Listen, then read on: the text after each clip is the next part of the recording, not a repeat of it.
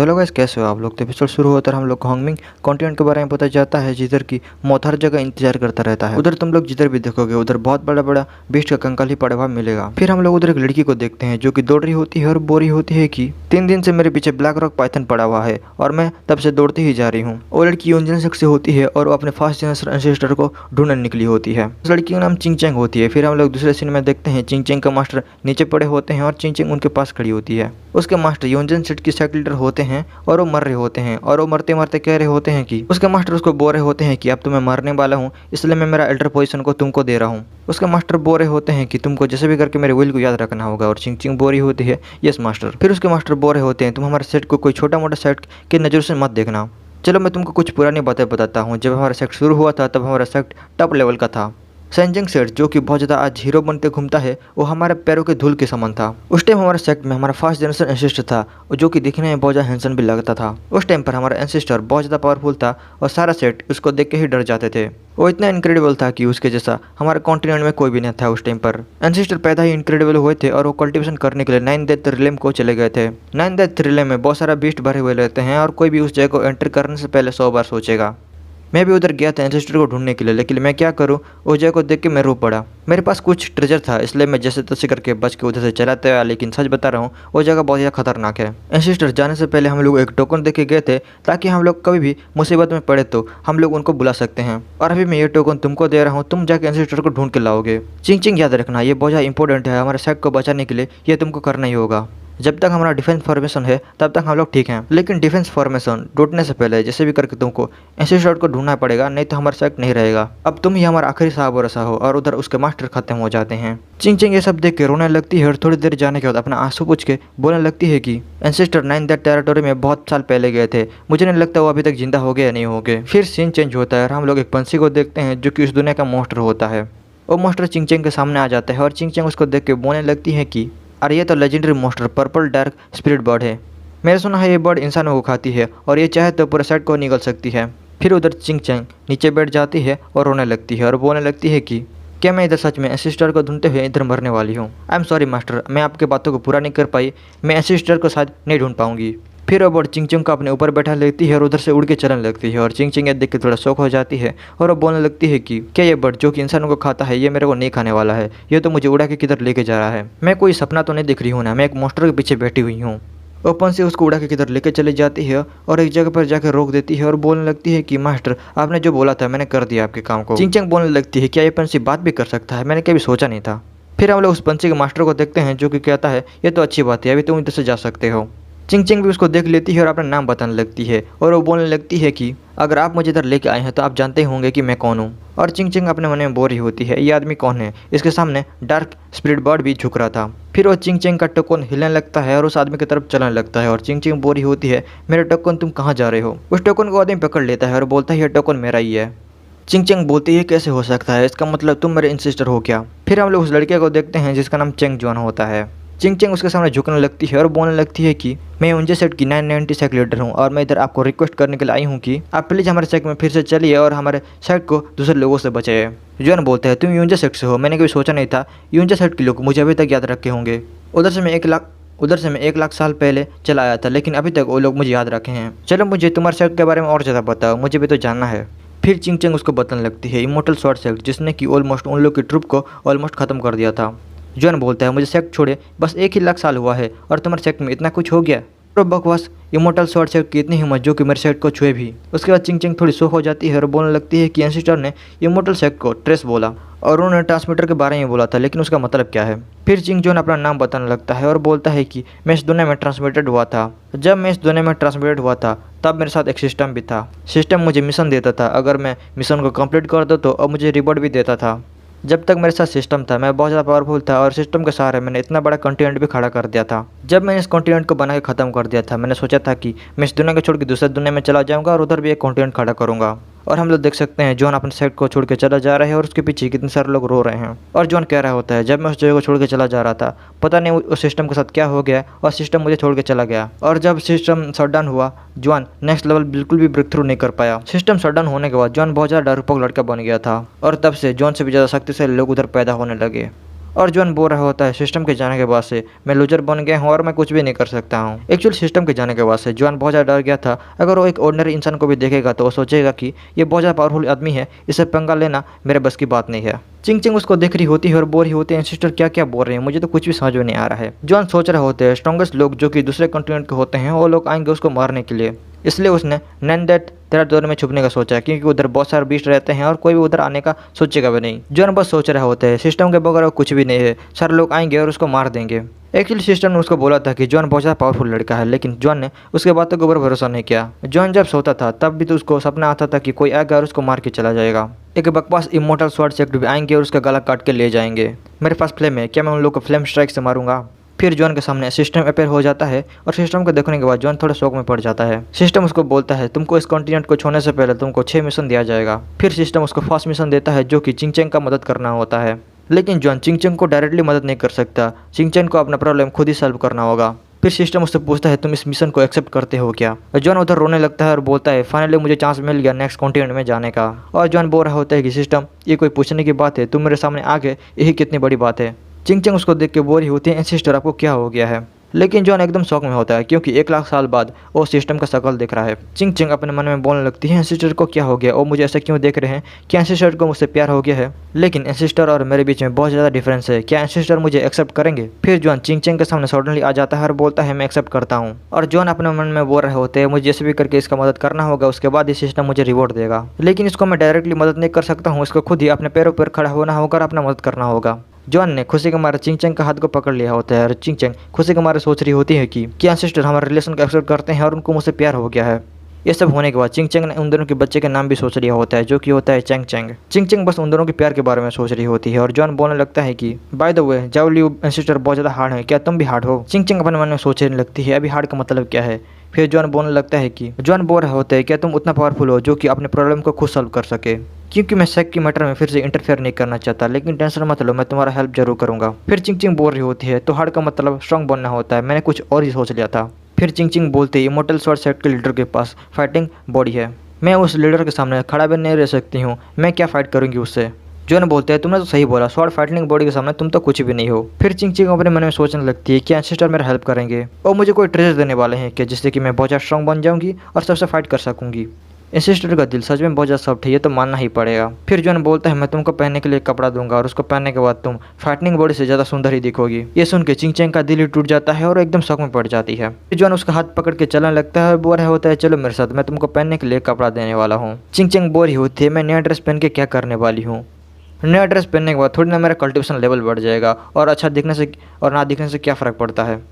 फिर जॉन चिंग चैंग को अंदर लेके जाता है और अंदर जाके एक चुटकी बजाता है। चिंग चैंग बोलते हैं सिस्टर ये क्या है। जॉन बोलता है ये मेरे कपड़े हैं सारे। फिर जॉन सारे कपड़े को पुकारने लगता है और सारे कपड़े उधर आ जाते हैं। सारे कपड़े आके चिंग चैंग के सामने आ जाते हैं और चिंग चैंग उसको देख के कहने लगती है तो सिस्टर इसके बारे में बात कर रहे थे, वो कपड़े 5 एलिमेंट के बने होते हैं, फायर, वाटर, विंड, अर्थ। फिर हम लोग बैटल करने वाले कपड़े को भी देखते हैं जिसको देखने के बाद चिंग चिंग एकदम शौक में पड़ जाती है। चिंग चिंग एक कपड़े को देखने के बाद उसका दिल उसके ऊपर आ जाता है और उसको देख कर रोने लगती है और बोल रही होती है कि सिस्टर मुझे वो ही चाहिए। लेकिन जॉन उस कपड़े को एक लात मारता है और बोलता है छी ऐसे कपड़े कोई पहनता है क्या, तुम एक अच्छा ड्रेस चूज़ करो जिससे कि तुम फाइट भी कर सको।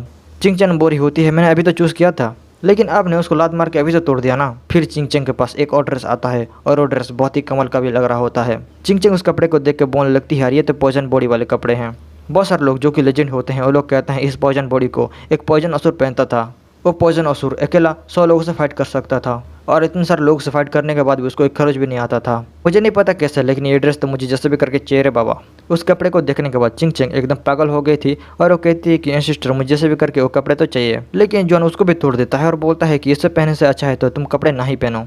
फिर चिंग चिंग एकदम डिप्रेस हो जाती है और बोलती है अभी मैं क्या करूँ, सिस्टर ने मेरा कपड़े तोड़ दिया। ऐसा ही चलता रहता है। चिंग चिंग जो कपड़े सिलेक्ट करती है उसको बाद में जॉन तोड़ देता है। उन दोनों का ऐसा चलता ही रहता है और चलता ही रहता है। और बहुत टाइम जाने के बाद हम लोग देखते हैं चिंग चिंग उधर रोने लगती है और बोल रही होती है कि सिस्टर मुझे और कपड़े नहीं चाहिए, जिसको मैं सिलेक्ट करती हूँ उसको आप तोड़ देते हैं, मेरा दिल और ज़्यादा ये बर्दाश्त नहीं कर सकता है, इसलिए मैं कपड़ा नहीं चूज़ करने वाली हूँ। एक और कपड़ा दिखाता है और बोलता है इसके बारे में क्या सोचती हो तुम। चिंग चिंग जॉन का पैर पकड़ के रोने लगती है और बोल रही होती है कि आप जो बोलोगे वो मैं पहन लूंगी, लेकिन और ज़्यादा कपड़े को प्लीज़ डिस्ट्रॉय मत कीजिए। फिर जॉन उस कपड़े को चिंग चिंग को दे देता है और बोलता है आखिरी वाला कपड़ा तुम्हारे ऊपर सूट करेगा। चिंग चिंग भी एकदम खुश हो जाती है क्योंकि उसको फाइनली एक कपड़ा तो मिल गया है। चिंग चिंग बोलती है सिस्टर इसको पैक कर दीजिए, मैं जाते समय इसको लेके जाऊंगी। जॉन बोलता है तुम उतना पावरफुल नहीं हो, इसको तुम बिल्कुल भी हैंडल नहीं कर सकती हो। जब तुम इस कपड़े को पहनोगी इसका फ्लेम तुमको जला देगा।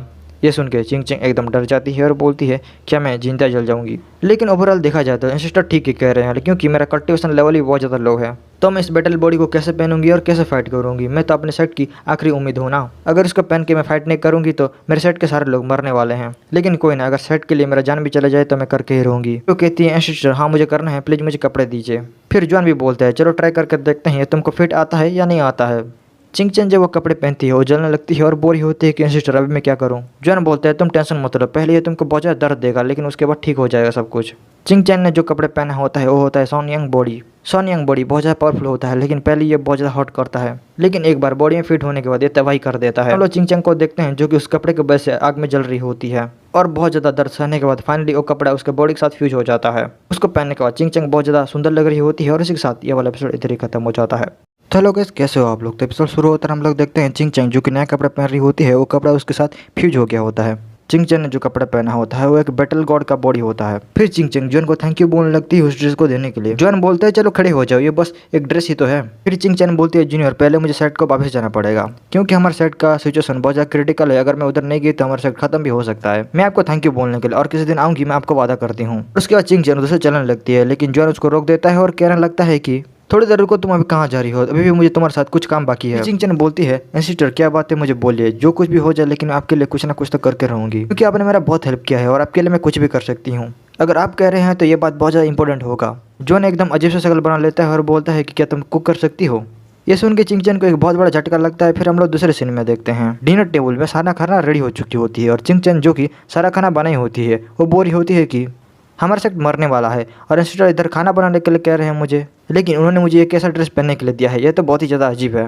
फिर चिंग चैंग बोलती है सिस्टर सारा खाना रेडी हो गया है, अभी मैं क्या सेट वापस जा सकती हूँ? जॉन जो कि खाना का मजा ले रहा होता है और कह रहा होता है कि बहुत टाइम हो गया और इतने दिनों से मेरे साथ कोई भी खाना नहीं खाया है, चलो आओ और मेरे साथ खाना खाओ तुम भी। ये लोकल पोर का मीट खाओ, सच में मैं बता रहा हूँ तुमको बहुत ज़्यादा मजा आने वाला है। जॉन बोलती है सिस्टर मैं बहुत ज़्यादा टायर्ड हो गई हूँ और मैं भी खाने के मूड में बिल्कुल भी नहीं हूँ, लेकिन जॉन उसके मुंह में घुसा देता है और चिंग चैंग बोल रही होती है सिस्टर आप ये क्या कर रहे हैं? और उस पोर की मीट को खाने के बाद चिंग चैंग बोलने लगती है कि यह तो कोई पोर का मीट नहीं लगता है, ये तो यूनिकॉर्न का मीट है। ये मीट हमारे विलेज की मीट से बहुत ही ज़्यादा अलग है। फिर चिंग चैंग बोलने लगती है लेजेंड कहते हैं 10,000 साल पहले पॉइजन असुर का मदर बहुत ज़्यादा बीमार पड़ गया था और उसको बचाने के लिए यूनिकॉर्न का मीट चाहिए था, लेकिन पॉइजन असुर यूनिकॉर्न को नहीं मार पाया और वो फेल हो गया। कहा जाता है यूनिकॉर्न बहुत ज़्यादा रेयर होते हैं और उसका मांस खाना तो बहुत ही ज़्यादा इम्पॉसिबल बात है। चिंग चैंग जो कि यूनिकॉर्न का मांस खाने के बाद एकदम पागल हो चुकी होती है। जॉन उसको देख के बोल रहा होता है ये लड़की को क्या हो गया, ये लड़की अभी अजीब गरीब हरकतें क्यों कर रही है? फिर जॉन उसको पानी पीने के लिए कुछ वाटर देने लगता है और चिंग चैंग बोल रही होती है कि कोई बात नहीं है सिस्टर, मैं बिल्कुल ठीक हूँ, आपको इतना ज़्यादा मेहनत करने की कोई ज़रूरत नहीं है। लेकिन जॉन उसकी बातों को बिल्कुल भी नहीं सुनता है और उसका पानी पीने लगता है। इस पानी को पीने के बाद जॉन एकदम हवा में उड़ने लगती है और बोल रही होती है कि ये कैसा पानी है। इसको पीने के बाद मैं बता सकती हूँ ये पानी बिल्कुल भी नहीं लगता है, ये तो डिवाइन वाइन है और इसको पीने के बाद मैं एकदम पागल हो जाऊंगी। डिवाइन वाटर के एक बूंद भी 10 मिलियन स्पिरिचुअल स्टोन के बराबर होता है। फिर जॉन उसको एक और कप ऑफर करने लगता है और चिंग चैंग बोल रही होती है कि क्या सिस्टर मुझे सच में पीने के लिए दे रहे हैं? ऐसा लगता है सिस्टर मुझसे सच में प्यार करते हैं। फिर चिंग चैंग अपना सर पटकने लगती है और बोल रही होती है कि सिस्टर मैं इतना ज़्यादा डिजर्व नहीं करती हूँ, लेकिन आपने मुझे इतना सारा दिया इसके लिए बहुत बहुत शुक्रिया। डिवाइन वाटर दिया पीने के लिए और कुछ भी नहीं दिया। ओके, जॉन बोल रहा होता है तुमको इतना ज़्यादा पोलाइट होने की कोई ज़रूरत नहीं है। फिर जॉन देखने लगता है उसके पास डिवाइन वाटर का पूरा नदी होता है। चिंग चैंग ये सब देख के बोल रही होती है मैं क्या देख रही हूँ, मैं पागल तो नहीं हो रही हूँ ना? फिर उधर एक थंडर अपेयर होते हैं और चिंग चैंग उसको देख के बोलते हैं वाओ सिस्टर ये थंडर अटैक किया था। तो जॉन बोलने लगता है कि अरे ये ब्रेक थ्रू की वजह से हुआ था, तुमको टेंशन लेने की कोई ज़रूरत नहीं है। फिर सिस्टम उसके सामने आता है और फिर से उसका ब्रेक थ्रू हो जाता है और हम लोग उधर एक बिजली का झटका भी देख सकते हैं। फिर जॉन बोलने लगता है कि 1000 साल से मैं फर्स्ट लेवल पर था, लेकिन आज मेरा ब्रेक थ्रू हो गया है और मैं सेकंड लेवल पर पहुंच गया हूँ। और जॉन अपने मन में बोल रहा होता है फ्यूचर में मैं इस लड़की की हेल्प करूँगा और बदले में मेरा लेवल अप हो जाएगा। फिर चिंग चैंग उसके बारे में पूछने लगती है तो जॉन कहता है कि ये कुछ भी नहीं है मेरे सामने, ये बस एक छोटा सा ब्रेक थ्रू था जो कि होता रहता है मेरे साथ। चिंग चैंग अपने मन में बोल रही होती है सिस्टर ने इतना बड़ा ब्रेक थ्रू कर लिया, लेकिन फिर भी उनको एक छोटा सा ब्रेक थ्रू लगता है ये। फिर वो कहती है सिस्टर क्या मैं इधर से जा सकती हूँ, हमारे साइड में बहुत ही ज़्यादा इमरजेंसी है। जॉन बोल रहा होता है तुमको इतना जल्दी क्या है, रुको ना थोड़ी देर, थोड़ा मस्ती करते हैं। फिर जॉन उधर एक ब्यूटीफुल सा सीन लाता है और कहने लगता है कि देखो ना ये कितना ब्यूटीफुल सनसेट है, इसको देखो, लड़की को बेवकूफ़ बनाने के लिए इसको क्या कुछ करना पड़ रहा है। फिर वो कहता है सनसेट तो हो गया है, चलो मेरे साथ एक सोना करो। चिंग चैंग बोल रही होती है अभी ये सोना क्या है और सिस्टर मेरे साथ क्या करना चाहते हैं? सोना कोई गेम तो नहीं है जो कि सिस्टर मुझे खेलने के लिए बोल रहे हैं। फिर हम लोग देखते हैं दोनों हॉट बातें ले रहे होते हैं और चिंग चैंग बोल रही होती है फिर से मैंने एक ऐसा ड्रेस पहना हुआ है, ऐसा लगता है सिस्टर कोई लेक्चरर हैं। फिर जॉन बोल रहा होता है इसको सोना बोलते हैं, तुमको मज़ा तो आ रहा होगा ना? चिंगचन बोरी होती है, हाँ बहुत मजा आ रहा है, और अपने मन में बोरी होती है कि मैं तो सोच रही थी एंसेस्टर कोई लेक्चर आदमी है, लेकिन यह तो बहुत ही ज़्यादा जेंटल हार्टेड आदमी है। फिर जॉन बोलता है, जब मैं नर्सरी लेम में था तब मैंने एक पॉजिटिव स्टोरी सुना था। ये स्टोरी एक आदमी और विधवा औरत के बारे में बताती है जो कि सेम रूम में थे। फिर जॉन अपना स्टोरी सुनाने लगता है और उसको सुनने के बाद चिंगचन बोलने लगती है कि ये कैसा स्टोरी है, मैं तो सोच रही थी एंसेस्टर जेंटल हार्टेड है, लेकिन ये तो सच में लेक्चरर हैं। फिर हम लोग उधर देखते हैं, उधर वाटर वेपर उठने लगता है। उस वाटर वेपर का ऑरा बहुत ही ज़्यादा स्ट्रॉन्ग होता है। लेकिन जॉन अपना स्टोरी सुनाते ही जा रहा होता है और चिंगचन बोरी होती है, एंसेस्टर आप ये क्या कर रहे हो, बंद करो ना इसको। फिर जॉन कोई हेवन टेक्निक यूज करने लगता है और कह रहा होता है कि इस टेक्निक को बहुत ही भागों में बांटा गया है, जिसको हम लोग कहते हैं yellow profound earth heaven and emperor. बस divine sword safety earth level पर ही है। फिर जॉन अपना सूट बूट पहन लेता है और चिंगचन को अपने बाहू में पकड़ लेता है और कह रहा होता है कि मैं ऐसा दुनिया बनाऊंगा जिधर कि मैं तुमको बुली कर सकता हूँ। चिंगचन बोरी होती है, ऐसा लगता है सिस्टर मुझसे बहुत प्यार करते हैं। फिर जॉन बोलता है, जाओ लो मैंने तुमको ढूंढ लिया, और वो कहने लगता है कि सिस्टम तुमने देखा मैंने उसके साथ क्या कुछ नहीं किया, मैंने उसके साथ डिनर किया, मैंने उसके साथ सोना भी किया और उसके साथ मैंने स्टोरी टेलिंग भी किया है। उसके बाद तक सुनकर सिस्टम एकदम गुस्सा हो जाता है और हम लोग नेक्स्ट डे देखते हैं। सुबह का टाइम होता है और दोनों बाहर खड़े होते हैं और जॉन बोल रहा होता है कि लियो अभी मुझे तुमको एंटरटेनमेंट करने के लिए मेरे पास कुछ भी नहीं है, इसलिए तुम अपना साइड वापस जा सकते हो। चिंगचन बोलती है, थैंक यू सीनियर मेरे लिए इतने सारा चीज़ करने के लिए। कल हमने सोना में बहुत टाइम बिताया था और उस टाइम पर मेरा ब्रेक थ्रू भी हो गया था, इसके लिए बहुत बहुत शुक्रिया। और वो अपने मन में बोरी होती है, एंसेस्टर की वजह से अब मैं डिवाइन स्वॉर्ड सेट के साथ फाइट कर सकती हूँ। फिर जॉन चिंगचन को एक भैंस देने लगता है और बोलने लगता है कि तुमको बहुत दूर जाना है और मुझे पता है तुमको बहुत ज़्यादा भूख भी लगेगा रास्ते में, इसलिए तुम इसको बारबेक्यू बना के रास्ते में खा जाना। चिंगचन इसको देख के बोलती है, wow so cute, thank you sister. और वो अपने मन में बोरी होती है, लगता है इस भैंस को मैंने किधर तो देखा है।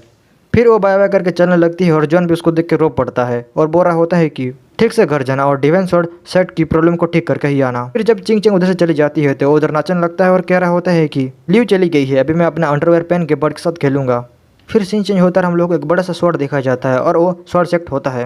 अंदर एक आदमी बैठा होता है, कह रहा होता है मुझे जो चाहिए था तुम लोगों ने लेके आए हो ना। उधर दो लोग बैठे होते हैं और कह रहे होते हैं, मास्टर हम लोगों ने एक को मिस कर दिया, लेकिन आपके लिए हम लोग जरूर लेके आएंगे। हाई किंगडम ने एक को भेजा हुआ है उसको हंट करने के लिए। उस लड़की के पास एक गोला जैसा चीज होता है जिसको वो अपने मास्टर को दे देती है। तो मास्टर उसको पकड़ते हैं और बोलते हैं, रेड ये ट्रेजर मेरे हाथ में है।